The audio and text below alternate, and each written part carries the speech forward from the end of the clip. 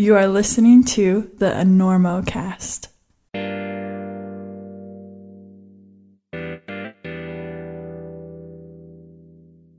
Well, folks, it looks like ice climbing is on its last gasp here in Colorado, and hopefully your masochistic tendencies have turned to joyful interaction at the cliffs. To that end, remember that Ouray, Colorado has rock climbing, spring skiing access, and probably some gross dark gullies that stay frozen long after the rest of the mountains have given into the happiness of summer.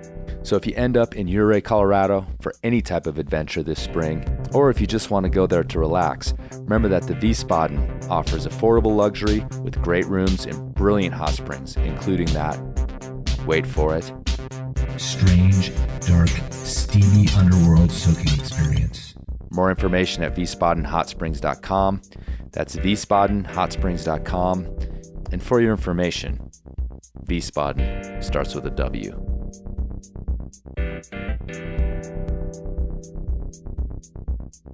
We gotta get Listen, where you playing in town? You playing here? We're doing the Normo Dome, whatever it is. It's terrific. Oh, It's yeah, a big house. We place sold it outside out. of town. That's a Very big nice. place. You sold What's it that, out. 20,000 seats? We really should run.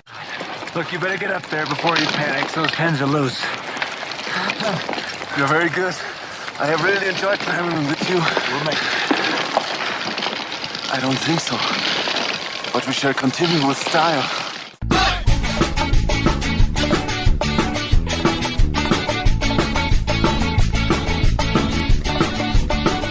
Bad weather. Now or later, anytime for climbing. Today's show is brought to you by Black Diamond Equipment, with support from Maxim Ropes. And don't forget, you can go to bonfirecoffee.com and enter Normo at checkout to get a discount on great coffee. And now back to the show.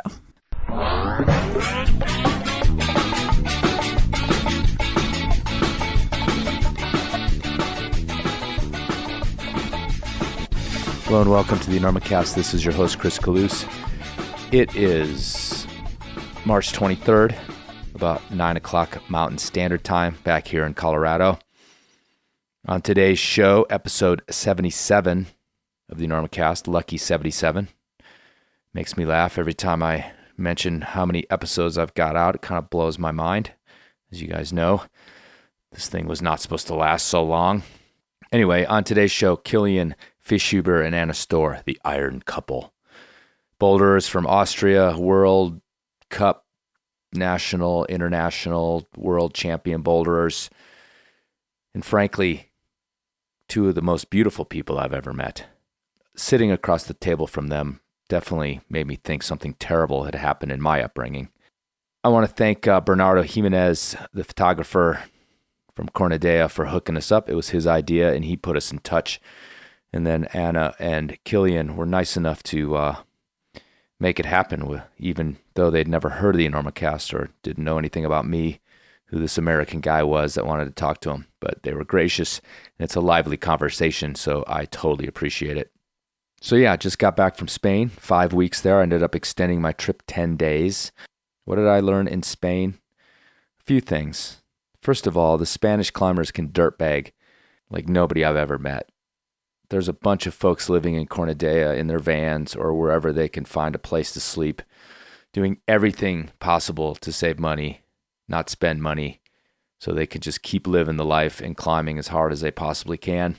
It's pretty impressive, always inspiring. I think that major part of my life is past, but it's still cool to see people so dedicated to it. And they're not even self-conscious about it. It's just the way they do it. They don't really advocate some sort of dirtbag existence. They just live that way because it's normal.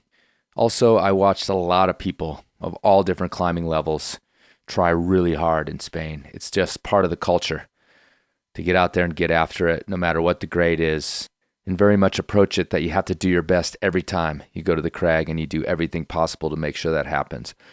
So it's pretty cool to be in a culture like that. Another thing that I'm thankful for anyway is the hospitality that I received while over there. I've got a bunch of friends living in country, and everybody opened their doors, put me under their roof, let me hang out in their vans, whatever it took to make sure that my trip went really well. And I totally appreciate that after so many years in this sport. And I guess the lesson there is that anytime you guys have a chance to open your doors, do whatever you can to make a traveling climber comfortable here in the States and make their trip go well, whether it's taking them climbing, whether it's letting them use a car you have, stay at your house, use your internet, get a shower, all those sorts of things. Man, do it, because it's going to come back to you. And after so many years in this sport, I barely can go anywhere without people offering me up places to stay, vehicles, food, booze, whatever it takes to make sure that my trip goes really well. And that's awesome. And that's really what is sustaining the Travel Jones that I've had for so many years. So that was pretty cool. Everybody in Cornadea, my friends up in Girona, so nice to spend time with you. So nice to share your hospitality. And I totally appreciate it. Okay, last bit of business before we get to the interview. I will be at the Red Rock Rendezvous at the end of the week.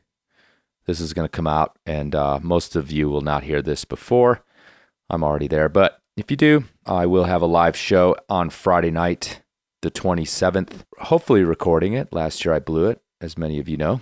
I think I've got it wired tighter this year, so I will try using a backup. Maybe that'll work. That even doesn't always work, though. I've lost a few things. Anyway, I've got 3 guests coming on the show. Andreas Marin from Uray Ridgeway area, guide down there, off-width climber, ice climber, great guy, Colombian origin. He was actually on the show last year, the one that I dropped. So second chance with Andreas. Looking forward to that. I also have Libby Souter coming up. Climbed a lot in Yosemite. She either holds or held one of the speed records on the nose for fastest female ascent, and just a general big wall badass and great climber, and also kind of a world adventurer. She told me some great stories one evening at the trade show. Made me excited to talk to her. Hopefully we'll do an interview, a longer one down the line. And finally, Ethan Pringle's coming back up. His episode's out right now, but some stuff went down right after we recorded it. So we're going to do kind of a follow-up to his interview for a few minutes and find out how his trip ended. A little spoiler, he sent his route, but there was a lot more to it than that. So talk to Ethan a little bit more, and that should be fun. Anyway, that's the show. It's probably too late. You're probably hearing this afterwards, but it was awesome, I'm sure. And if you didn't make it, like I said, hopefully I'll put it out as a podcast. All right, let's get to the interview. Kilian Fischhuber, Anna Stöhr, the Iron Couple, Austrian climbers. Really nice, down-to-earth folks. I really enjoyed talking with them, and I hope you enjoy listening.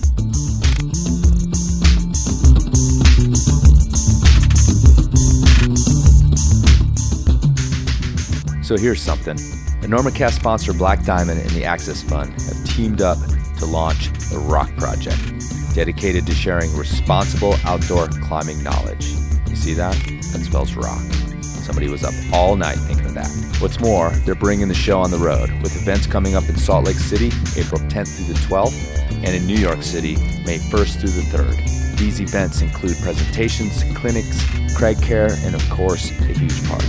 Black Diamond and the Access Fund want to foster responsible care for our climbing resources and community. So check out accessfund.org or blackdiamondequipment.com for details on the events, more info, and a little bit of beta about how to continue with style at the crags. So I don't really know where I am. Anna, can you tell me where I am, actually? Well, we're in the middle of nowhere, I would say. Yeah. The village is called Vilea Alta, and it's really small. Apparently there are 100 inhabitants, but I haven't seen any of them. So we are 30 minutes away from Margalef and 30 minutes from Siurana. So we're basically in the middle of those two climbing areas. Sure, it's perfect. Mm-hmm. Yeah, and Anna and Kilian, Anna Stöhr, is that right? Yep, correct. Anna Stöhr and Kilian Fischhuber invited me up to do an interview in their little flat here in Vilea Alta. So that's just above Vilea Baja. So if you don't know where that is, just above Vilea Baja. Right. Of course. Yeah, I should have known. That's where it is. Yeah, so thanks for having me up here, you guys, and thanks for coming on the show. These two are two of the best boulders at this moment, probably in the world now. I mean, you've both won competitions, world competitions. I started reading about all the different things, all the different lists, and I got sort of confused. So maybe you could place yourselves at this moment. I think we're a bit, how do you say, like, we're careful about saying that we're the best boulderers. Okay, I said it. You so said it's it. Okay. So that's why I say we pay attention. 2 of the best. You're in there. Yeah. You're in there. You're in the mix, Yeah. as we say. I mean, Anna for sure is one of the strongest rock climbers as well when it comes to bouldering. But like foremost, we're like the best competition boulderers, you could say. We have the best results. Anna has 2 world championship titles. I've won many World Cups. And in comps, you can always say I was the best at this or that comp, or Anna was the best at this or that comp.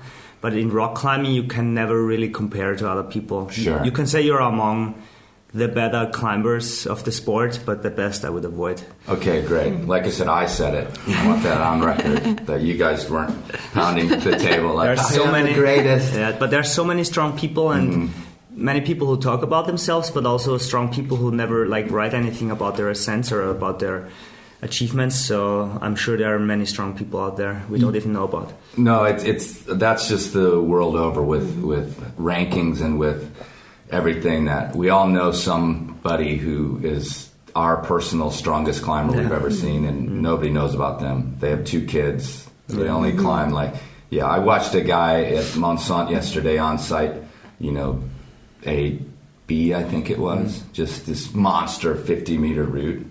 And my friend said, oh yeah, he's just a local good climber. Yeah, especially in Spain, I think it's amazing how many unknown climbers there are. So let me ask you guys, Kilian, your name came up in an interview with Cody Roth quite a while ago, a couple of years ago, when we were talking about Austrian climbing, and you're both Austrian. Yeah. And he actually mentioned something interesting to me, is that there was a connection with the military with in terms of your bouldering. Yeah, there still is a connection. Okay. That is like Jakob, who is still sleeping.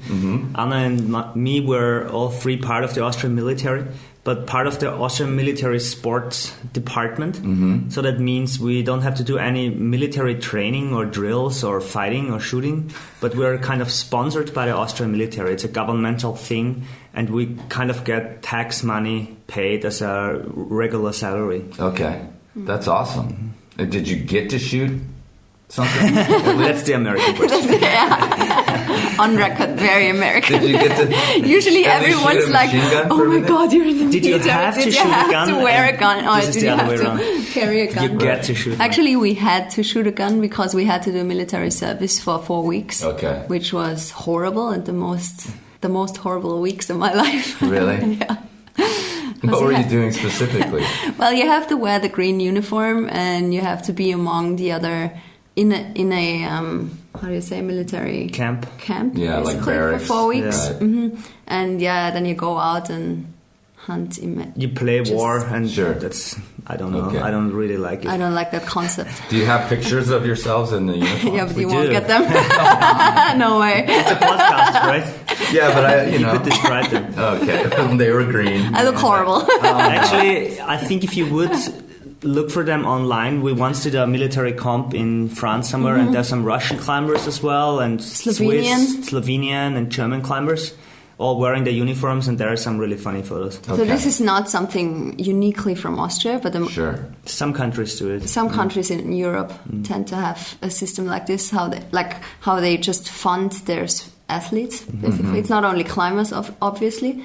In Austria, there are only 3 climbers part of this team, and the rest is all Olympic sports. You 3 in this house right now. Yeah, we're Okay. defending Right. Austria right now. Great, awesome. We're on duty. I feel safe. I feel really safe, actually. But the thing is, I bet you carry a gun right now. No, you can't get it on the plane. too bad. Otherwise, yeah, for sure. no, like the good thing is we have health insurance. Health insurance. We get a regular salary, and it's not a real military service. And Austria is neutral, so we won't ever get the chance, or not the chance, but the bad case that we would have to fight somewhere. Right. It's really a sponsorship that has the name of the military. Sure. It's more an etiquette thing. And in general, it seems, again, these differences between the U.S. and climbing scene and some other countries like England or whatnot, is that a lot of these countries here, like Austria, they have a lot of different support for you guys as climbers in terms of associations and this military thing. Is that true? I think so, yeah. In some countries it's really good. Like in Germany, I think it works out well. Switzerland, Austria, Slovenia. But there are countries like Italy, which has like so many strong climbers and a long history, even of world champions and of really good climbers. And their problem is they don't have a good federation, and their whole system of supporting the athletes doesn't work so well. So, I mean, there are still big differences in Europe. Right. Also, for us, when we started out climbing or competition climbing, it didn't our federation wasn't strong at all, and we didn't get any support. But over the years, since the results came in and a lot of things changed, everything got better and better. So now I think we have a really strong federation, and we can take a lot of advantages out of it. But yeah, and we're lucky in what position we are right now, but it's just not that it has always been that way. Sure. It probably won't last forever in terms of the two of you. Correct. Well, thanks for pointing that out. Yeah. I mean, I'm just saying, like, eventually, there's other people coming up and that happens to everybody, right, in climbing. So we'll get to that a little later. I watched a video where you had started talking about Plan B. So I want to hear that. Yeah, maybe I won't push you on that. Depress you or whatever. So, but you guys are right now working, living, professional climbers, making ends meet, making it happen through competitions. Are there like also private sponsorships from companies and things like this? Yeah, we have our sponsors, like climbing-related sponsors, or Anna's sponsored by our bank, with like the military thing. I'm sponsored by Red Bull. And then we earn some money by competing and by like incentives. Like we get, let's say we win the overall World Cup and we get incentives from our sponsors. Sure. Our federation doesn't pay us any money. Okay. The federation makes sure that we can go to the comps, get the flights, the hotels. We have a physio, we have a coach.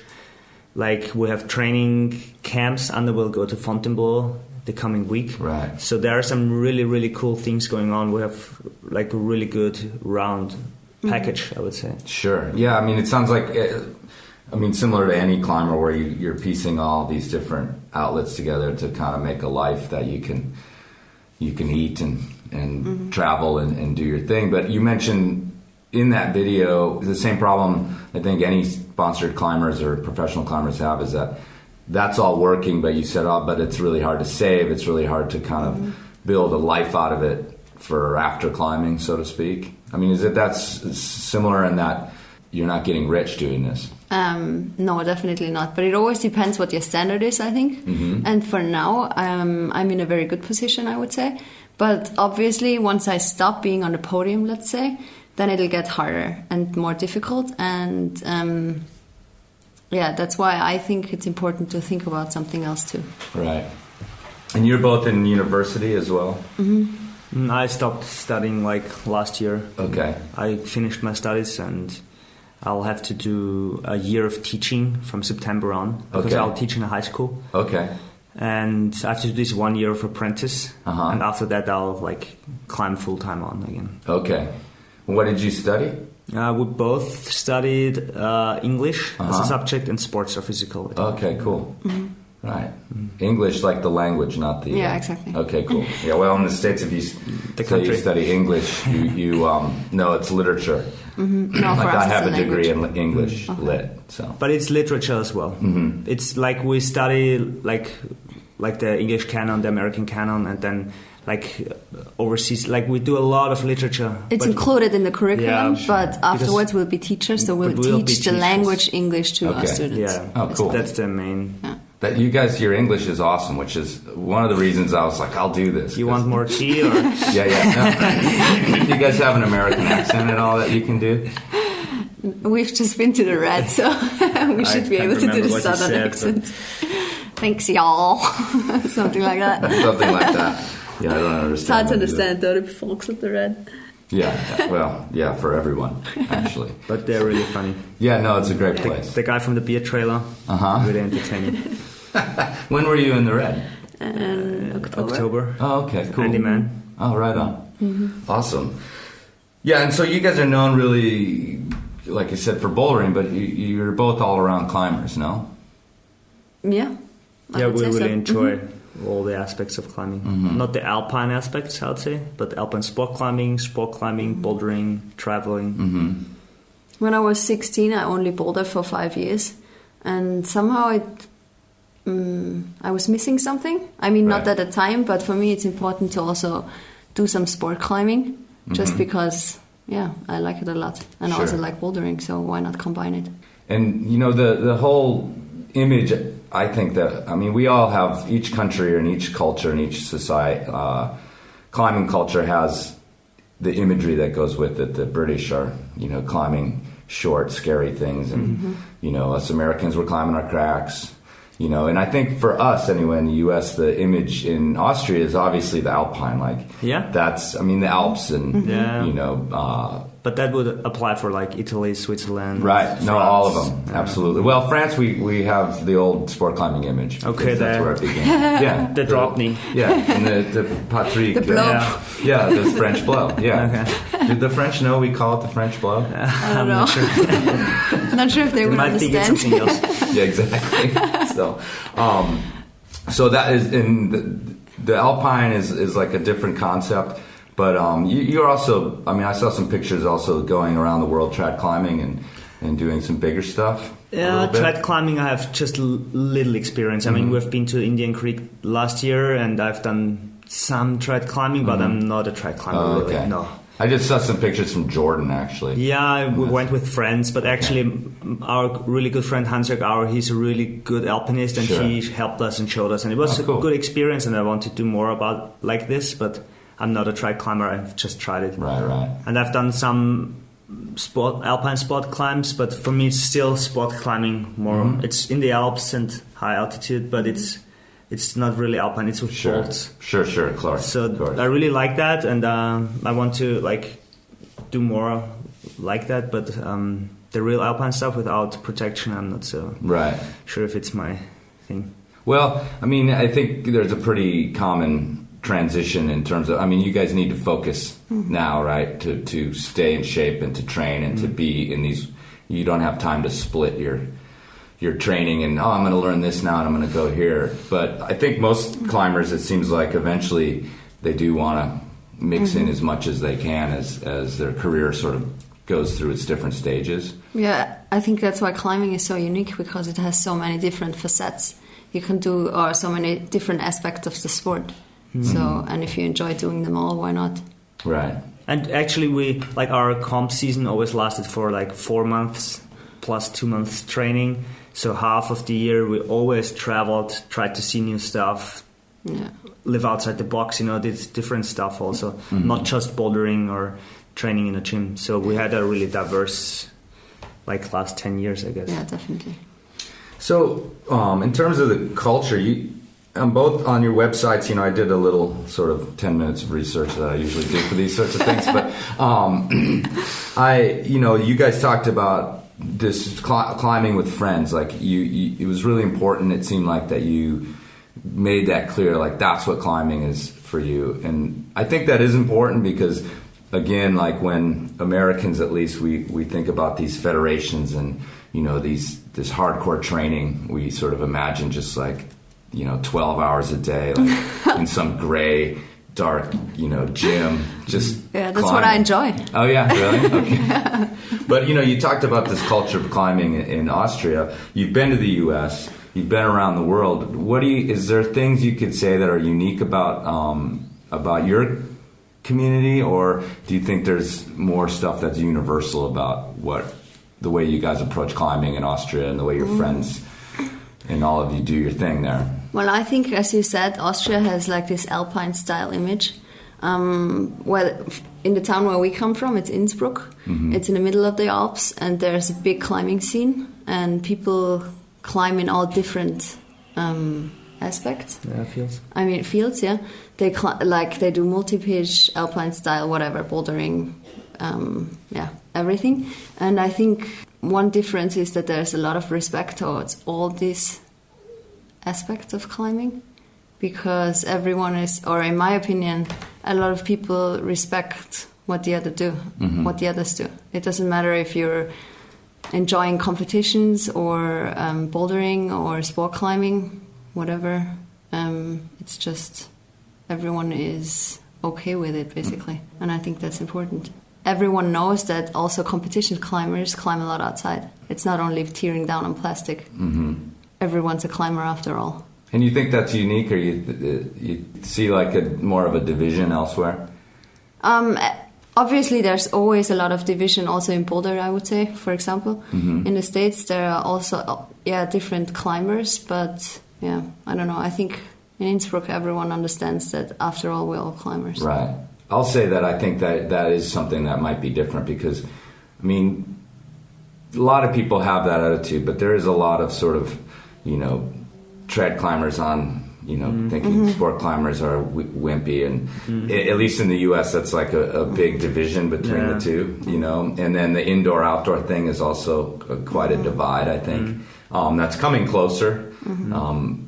I feel like one of the things is that we in the U.S. are like a little bit behind on the development of our indoor climbing and our gyms, and it seems like something that's been going on in Europe a lot longer.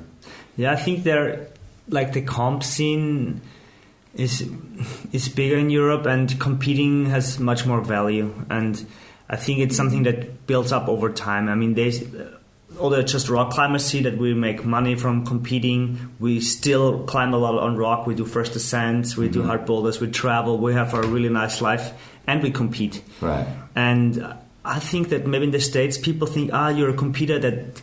competition climber. You're a competition climber that is like in the opposite direction than a rock climber, but it's not. It's just a part, or it's just a variation of climbing. It doesn't exclude the other. Yeah. Right. And I think in the States it will take more time until people say, he's good in competing, but he's just a rock climber as everyone else too. So, and I hope that this will happen like in the near future, because right now there are just a few competition climbers in the States who are really good worldwide, and it's really hard for them, like, to get their traveling paid, to get support from their federation, and also to get recognized in the end. Yeah. Because in the States, it tend to have, it seems as if it would have the image of, you're just a comp climber. And it's, I mean, for example, Alex Pucci, she's making a lot of effort. She's climbing really well, and I mean, now she's really strong on rock as well, so of course, she will always be the strong rock climber, but it doesn't exclude the other. Sure. Well, I think that's one thing I kind of wanted to ask you guys about, is that in my experience, and I've been climbing for 25 years, and the competition climbing in the States, I've seen it kind of sort of ebb and flow, but it just never seems to, grab hold of our imagination in the States. And I think in the last few years there's been another surge, but it's not that big of a part of our climbing culture. And I feel like a lot of the competitions involve, the spectators or other competitors or other people who do the sport, but not that wide of an audience. And of course we see these competitions in Europe that have hundreds, even thousands of spectators, and obviously people who are not climbers that are like, this is really interesting. Like, that really doesn't happen in the States, I don't think. But there's been this World Cup in Vail every year now, since 8 years, I think, and it has always been one of the best World Cups in the season. Oh, okay. So there were a lot of people, I think 5,000 people was the record. It was always during the Teva Mountain Games in Vail. So there are many climbers who go there. Denver isn't too far. Then there are all these people from the other events. Right. And it was a big show, and Daniel won it once, Daniel Woods, and it was amazing. It was thrilling, and you would think that people would crave for more events like that, but obviously it's hard to organize them. They always cost a lot of money. But I've always asked myself, why is it that all these strong climbers in the States don't do more competitions? And I think it just doesn't count as much for them. But I think they could be good competitors and be the same strong rock climbers. They could combine it as we do it. we do lots of comps, maybe too many, but we also do lots of hard rock climbs. And there's so much time over the year. And if you compete just for 4 months out of the 12, it's easily combinable. You talk about Daniel Woods and stuff. He's one of these guys like you that I think has crossed over quite well. Obviously, yeah, he won the World Cup, right? Won World Cup and climbs outdoors, and Alex, and so I agree with you that it is slowly becoming something more of a scene in the United States. And the other problem is I'm old, and so I'm like. It didn't exist when I started climbing, so I have this perspective that everyone else isn't interested in it either, but that's stupid because they obviously are. I mean, they just broadcast the ABS Nationals and in real time on. Okay. And I think a lot of people tuned in. I mean, I saw a ton of stuff about it. So things are growing, but it's so cool. It's such a nice aspect. Everybody can test oneself against the others. If you don't like it, you just don't compete. But it's not that you have to say, it's nothing, or it's not really good, or it's just plastic. It's just a fun aspect of it, and it's not that we go there and are really aggressive and are like gladiators in there. We're still friends and we're having fun. And a comp, like a boulder comp, can be so much fun. I want to actually talk to you guys a little bit about your lives. You guys are a couple. You met in bouldering comps, is that right? Yeah, and through other comps and climbing. Mm-hmm. How long have you been traveling together, living in this life together? 6.5 years. Okay, so pretty solid. This is the crucial seventh year, actually.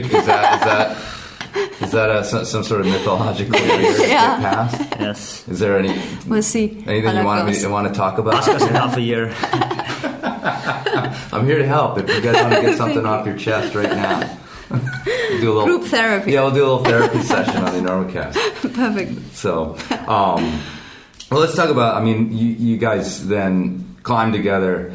You're often in the same competitions, so you spend a lot of time together. And we actually have talked a lot on the NormaCast about guy, girl, men, women relationships in climbing, and the good parts and sometimes the bad parts. Do you guys sort of take advice well from each other in terms of climbing? It depends, I would say. For me, it really depends on the timing. Sometimes I can take advice from Kilian, and sometimes I can't. I mean, usually in a relationship, it's the worst thing to give advice. Yeah, that's what I was wondering. If you avoid it, it's the best advice. Yeah.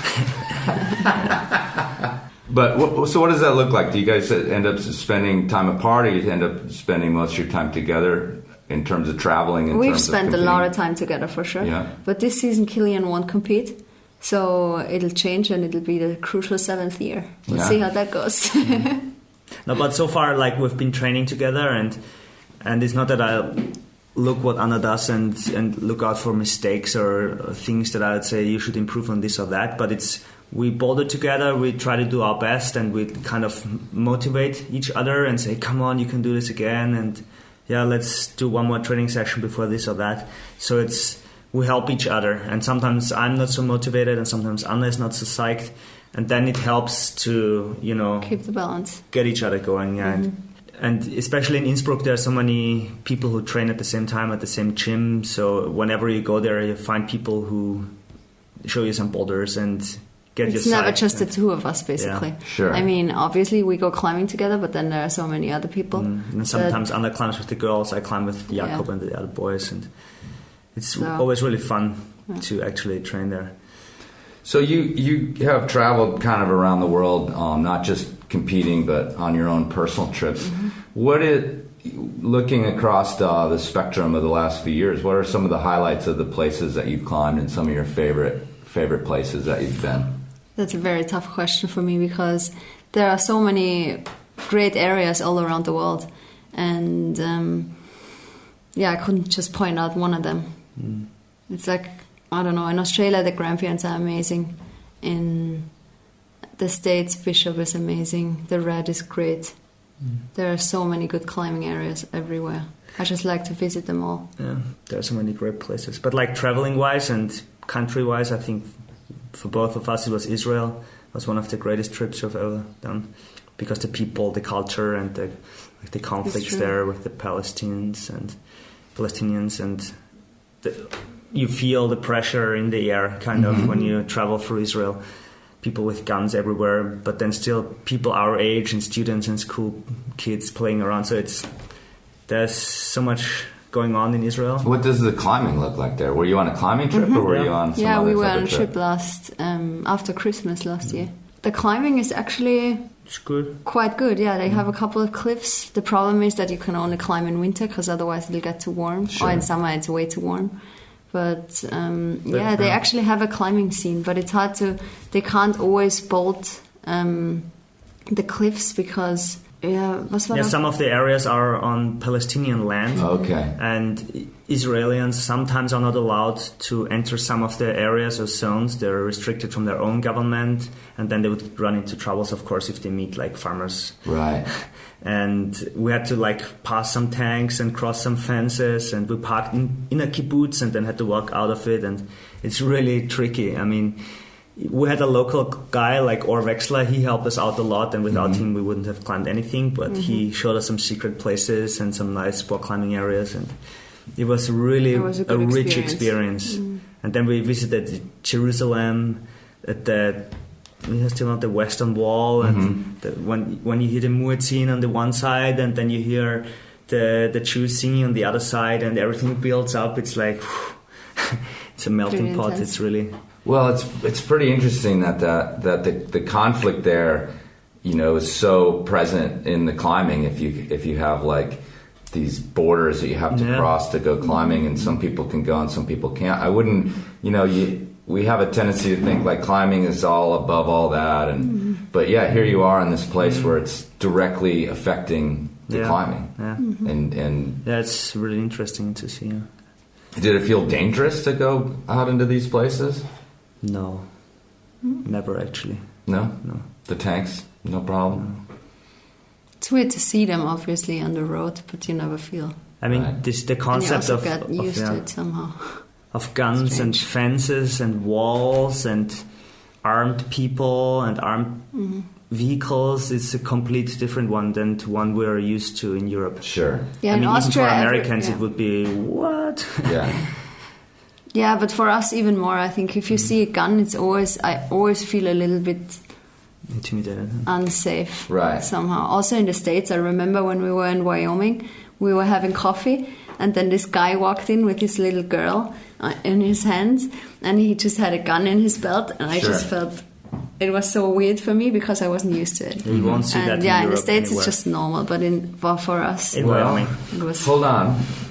It's as much as we have this image, for people to walk around openly carrying weapons is actually really weird in the States too. But I think in Wyoming you have to show the gun. You can't hide it, so you have to. You have to wear have a it permit openly. to have a concealed weapon. You can carry an open weapon, but like you'll see it in some really rural places in Wyoming. Although in Colorado too, there's been these protests now where people are doing it on purpose because they're like kind of gun nuts. But it actually it's would be strange like in my town, and everyone there would get really uncomfortable too. So it's not quite like just like, hey, nice gun, oh yeah, check it out. It's just a contrast somehow. I mean, we saw it in Israel, but we also saw it in the States. And it's interesting to see. This is one aspect of traveling that you see different cultures, and it's not so much about criticizing or pointing fingers. It's wow, that's different, and we don't have that, and that's enriching your trip in a way. I'm just trying to I started it earlier by asking if you got shoot. We're always coming back to this issue. And I know, but at the same time, I travel the world and everybody's like, how many guns do you have? It's so that's the first question when we do have lots of guns, but like I said, if I walked into like a coffee shop in Carbondale and there was someone, everybody in the place would be like, why does that guy have a gun? Like it's kind of a similar thing. Some communities, were you guys in Lander? Yeah. That's not unusual up there for sure, and I'm sure there's Lander people going like. But it's a cool place. But we really enjoyed Lander. Yeah. It was really amazing actually to be in Lander. Yeah, I go up to the festival every year and have a bunch of friends up there. It's a super cool town. Yeah. So, when were you guys there? 2012. 11. 11? Yes. Oh yeah. Okay, cool. Was the Wolf Point in developed yet? I don't think so. We climbed at we climbed at the Wild Iris. Wild Iris, and the one thing, the shelter. What is it? Like this one piece of rock that's fallen. Oh, the canyon. The Sweat Lodge. Yeah, Sweat Lodge. Oh, right on. Yeah, cool. Well, they've developed a whole new cliff with a bunch more hard climbing on it that everybody's been raving about. It's kind of a big hike, but there's a lot of hard routes on it that people have said are really excellent. Right? Isn't there some new bouldering near Lander? Jamie has developed. Yeah, exactly. Right? Yeah, so maybe it's time to go back. Yeah. There's a good climbing scene. Yeah. It seemed like. Yeah, for sure. Yeah, it's pretty neat, and it's it's a little dot in Wyoming that is a little bit different, but there's still all the cowboys and the rest of Wyoming. It has a different feel. Lander does because the climbers are there. They've changed it just a little bit, I think, and because of Todd Skinner's influence and trying to do these festivals and kind of make everyone get along.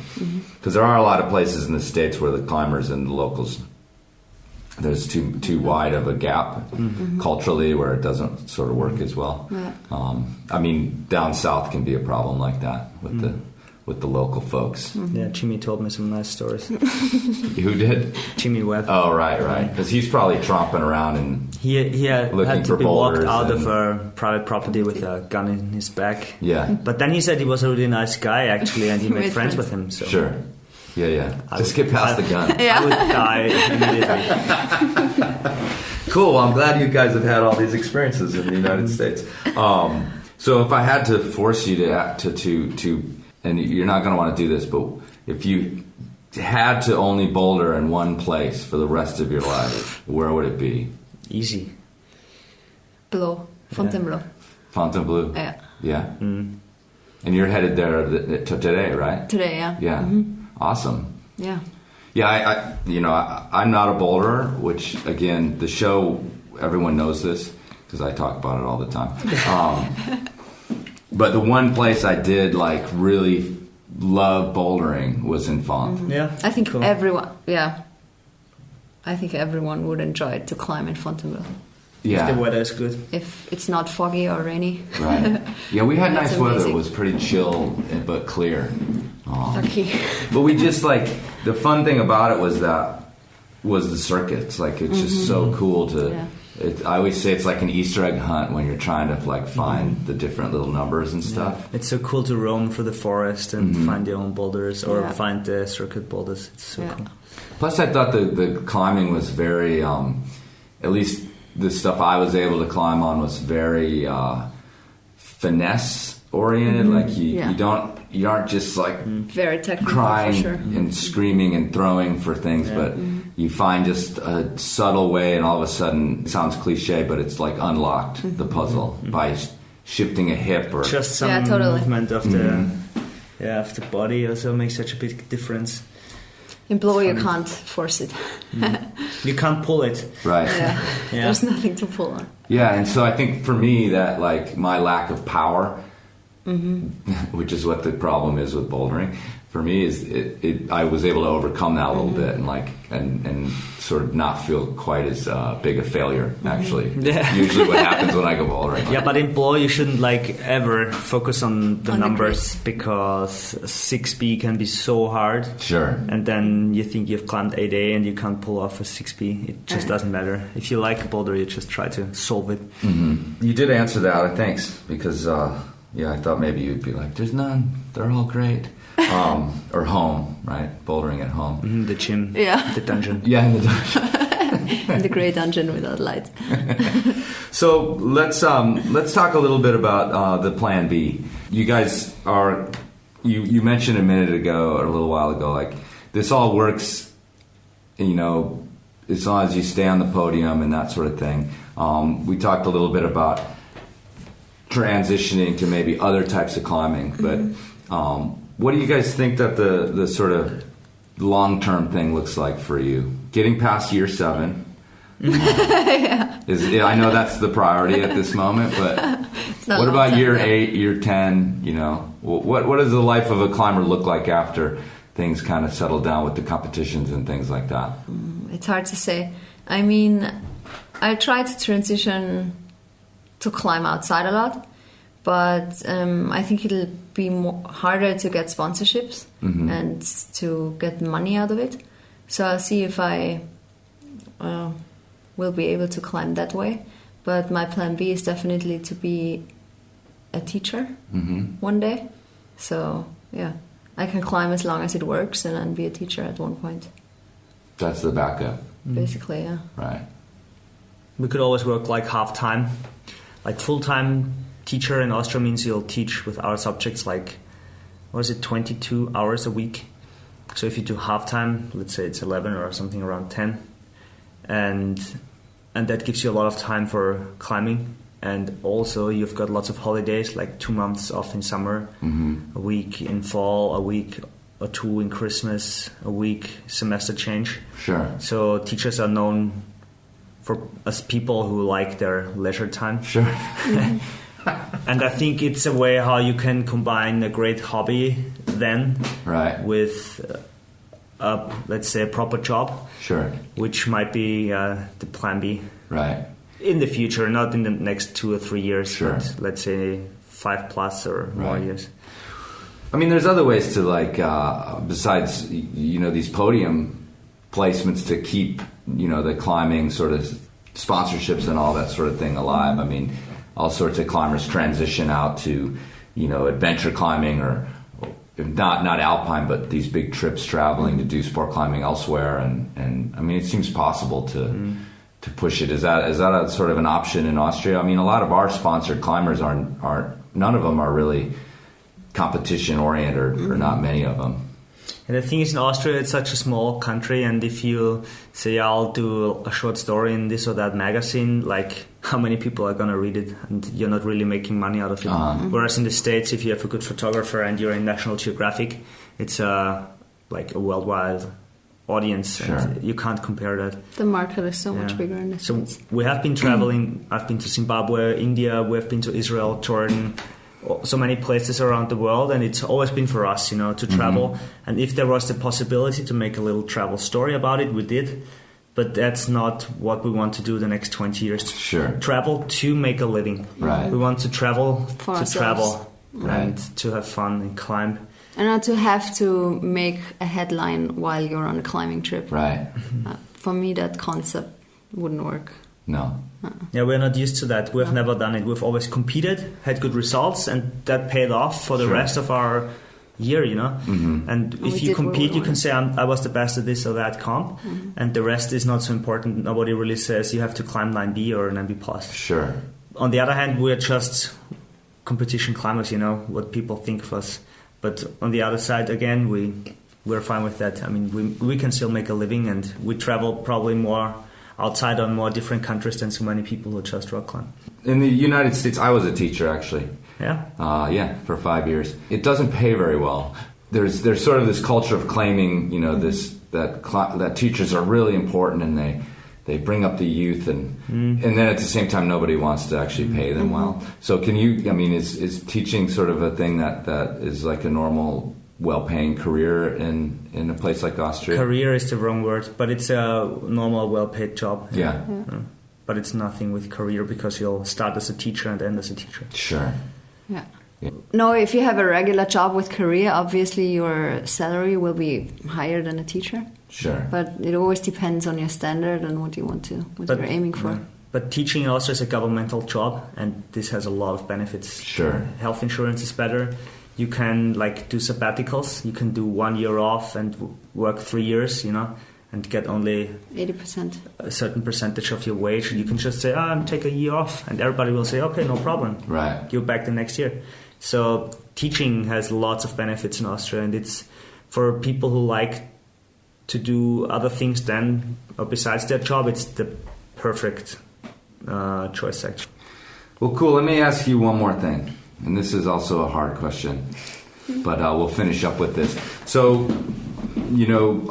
a lot of times I talk on these things about how people started climbing and where they came from and things like that. And we didn't really get to that, but that's fine. But if I could ask you the one question is, why climbing? Like, what is it about it that captivates you, that drew you into it to begin with and continues to sort of motivate you? Like, why climbing? I think it's a very social sport, even if it's not a team sport. It's always, for me, it is about being out there with friends And also that it has so many different aspects. I mean, it never gets boring. You can go bouldering, sport climbing, whatever, but also within bouldering, there's always different movements. It's just never the same. Sometimes, I don't know, it's shady, cold, you're sitting in front of a 3-meter high pebble. Sure. And there's such an easy way from the back, but we're still trying to do the roof, which is useless. Right. And on the other side of the valley, there's sunshine and people are having fun. And then I ask myself, why? But then still it draws you to do it. I don't know. You can't just turn around and say, let's go to the sun. You still stay in the shade and try solving your problem. I don't know. Sometimes you can't stop. Can't stop, I know. 25 years. Wrecked hands. Yeah. Can't stop. All right, well, thanks, you guys. Thanks for sitting down. It was a real pleasure, and like I said, hopefully that folks in the States will be interested in hearing about what it's like to climb in Europe and to be professional climbers, and you guys' names get out there a little bit more. So Cool. Thank you.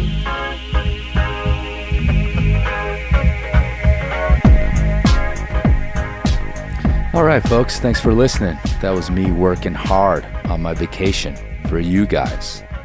Actually, I got a bunch of good stuff while I was in Europe. I was stalking the greats as best I could, hopefully not being too annoying.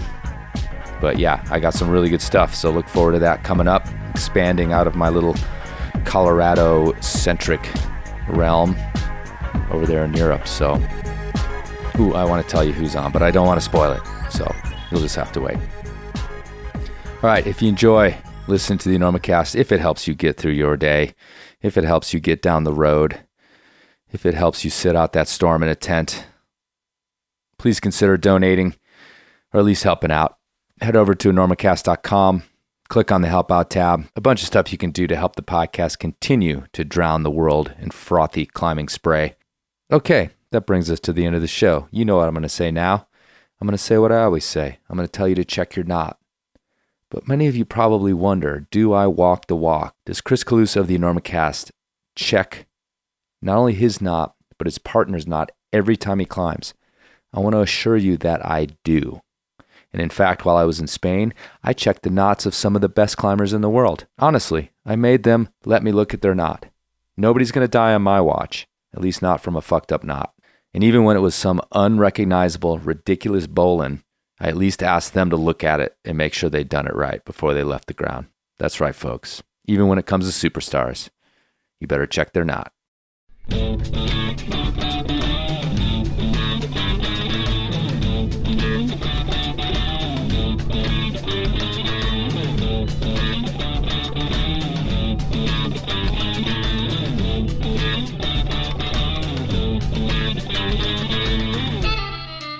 Did you ever think that maybe there's more to life than being really, really, really ridiculously good looking?